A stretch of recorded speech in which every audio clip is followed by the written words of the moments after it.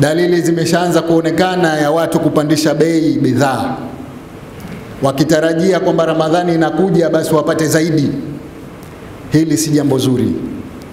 Ni wasihi na ni waombe, wakati wa Ramadhani ni wakati wa kuvuna thawabu kwa kuwatumikia watu, kwa kupunguza mafaida mnayoyaweka, ili watu waweze kufunga vizuri na waweze kumcha Mola wao.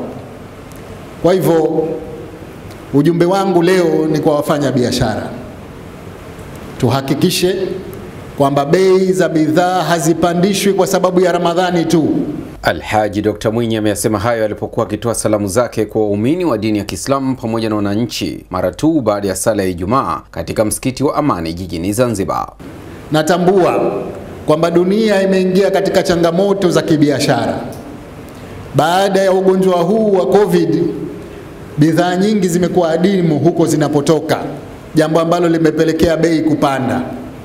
Lakini usafirishaji vile vile umeongezeka gharama kutokana na tatizo hilo hilo.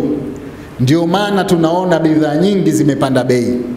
Sasa hilo haliepukiki, lakini wapo ambao wanazidisha zaidi ya hapo kwa sababu tu Ramadhani inakuja. Hilo linaepukika. Alhaji Dr. Hussein Ali Mwinyi akazungumzia suala la uchaguzi uliofanyika hivi karibuni wa uwakilishi kisiwani Pemba na udiwani kwa upande wa Unguja. Tulikuwa tuna mtihani wa kuona kama amani yetu itaendelea kudumu au vipi baada ya kuwa tumekabiliwa na chaguzi ndogo ya uwakilishi kule Pemba na udiwani hapa Unguja. Imefanyika kwa salama na kwa amani.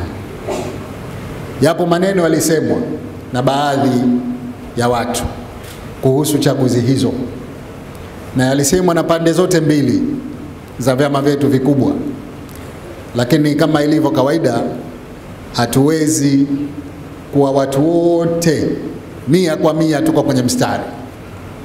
Wako watu lazima watakuwa na mawazo tofauti, lakini mimi ninachoshukuru ni kwamba walio wengi wameshukuru kwa uchaguzi uliofanyika pande zote mbili. Matokeo yamepatikana kwa amani na salama. Akisoma hutuba ya sala ya Ijumaa, khatibu wa msikiti huo wa Amani, Rajabu Muhammad Faki, amemtaka Alhaji Dr. Mwinyi kuwa na subira kwa kuondokewa na viongozi wenziwe wakuu wa nchi hivi karibuni, ambao wote kwa umoja wao walikuwa wakisisitiza swala zima la umoja, amani na mshikamano. Huzuni aliyokuwa nayo viongozi wetu imekuwa kwa mno, kwa sababu tayari alishaona dira na mwanga wa mafanikio kuwa naye yule bwana. Nikiripoti, mimi ni Omar Ahmed Mcheju.